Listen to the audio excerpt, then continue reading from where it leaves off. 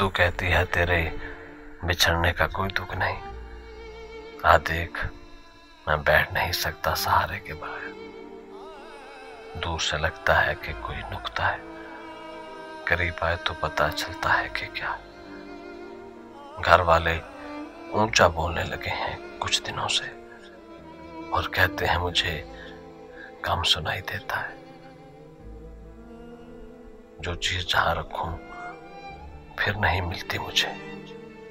सब कहते हैं कि रख के भूल जाता हूं। अब जबकि सब भूल जाता हूं फिर भी रातों को रोना आता है। किसी की याद आती है, नींद नहीं आती। किसी की याद अब तक आती है, सताती है और ये लोग कहते हैं मैं भूल जाता हूं।